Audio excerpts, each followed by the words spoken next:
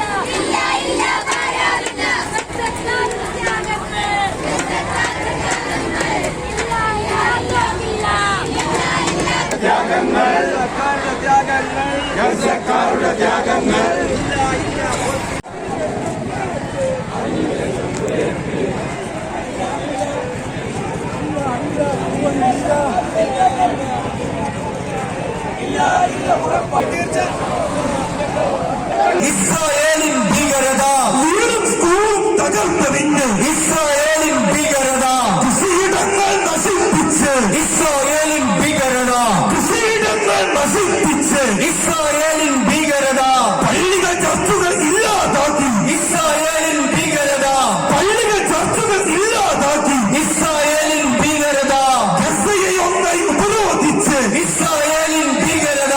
ചിലപ്പോൾ ആളുകൾക്ക് പുറത്തിറങ്ങി നടക്കാനും സ്കൂളിൽ പോകാനും ചികിത്സിക്കാനും പത്രങ്ങൾ വായിക്കാനും മീഡിയ കാണാനും ഒക്കെ ഉള്ള അവസരങ്ങൾ ഉണ്ടായി എന്നിരിക്കും, ഒരു സാധാരണഗതിയിലേക്ക് മാറി എന്നിരിക്കും. പക്ഷേ അതിനെ ഗസക്കാരോ പലസ്തീൻകാരോ പ്രശ്നത്തിന്റെ പരിഹാരമായി കാണുന്നില്ല. അവർക്ക് വേണ്ടത് സ്വാതന്ത്ര്യം തന്നെയാണ്. ലോകത്തിന്റെ ഉത്തരവാദിത്വം അവർക്ക് സ്വാതന്ത്ര്യം വാങ്ങിക്കൊടുക്കലാണ്, വെടിനിർത്തലല്ല ലോകത്തിന്റെ ഉത്തരവാദിത്വം. ലോകത്തിന്റെ ഉത്തരവാദിത്വം 77 കൊല്ലം സ്വാതന്ത്ര്യ സമര പോരാട്ടം കൊണ്ടുപോയിട്ടുള്ള ഒരു ജനതയ്ക്ക് അവർക്ക് സ്വാതന്ത്ര്യം വാങ്ങിക്കൊടുക്കുക എന്നതും അധിനിവേശ ശക്തികളെ അവിടെ നിന്ന് തുരത്തുക എന്നതുമാണ്.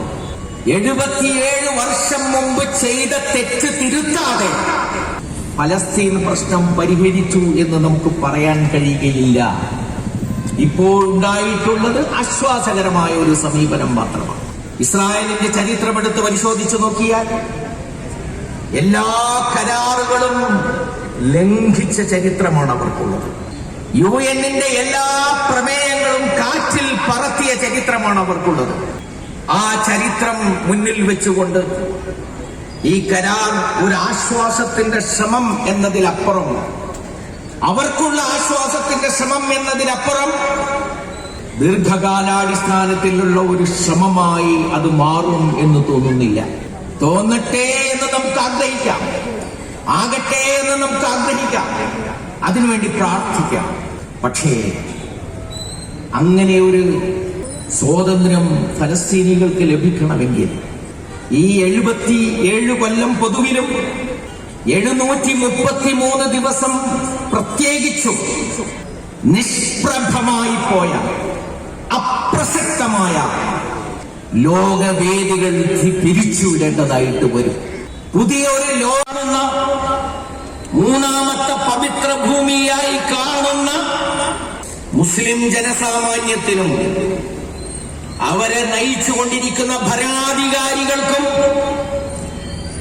ഖുദ്സ് എന്ന് പറയുന്ന ഒരു പരിശുദ്ധ ഗേഹത്തിന്റെ ഉത്തരവാദിത്വം ഏറ്റെടുക്കുവാനുള്ള ധാർമ്മിക ശക്തിയും ഈമാനിക ശക്തിയും വൈജ്ഞാനിക ശക്തിയും നയതന്ത്ര ശക്തിയും ഉണ്ടാകുന്ന ഒരു കാലത്ത് മാത്രമേ യഥാർത്ഥത്തിൽ ഫലസ്തീനിന്റെയും ഖുദ്സിന്റെയും സ്വാതന്ത്ര്യം അതിന്റെ പൂർണ്ണതയിലെത്തൂ എന്ന് നമ്മൾ മനസ്സിലാക്കണം. സ്വതന്ത്രമാകും. അതാണ് മനുഷ്യകുലത്തിന്റെ ചരിത്രം. ആ സ്വാതന്ത്ര്യ നാളുകൾക്കായി പ്രാർത്ഥിച്ചുകൊണ്ട്, സ്വാതന്ത്ര്യം ആ ജനതക്ക് ആശംസിച്ചുകൊണ്ട് എന്റെ വാക്കുകൾ ഞാൻ അവസാനിപ്പിക്കുകയാണ്. പടച്ചവൻ നമ്മെ അനുഗ്രഹിക്കുമാറാകട്ടെ.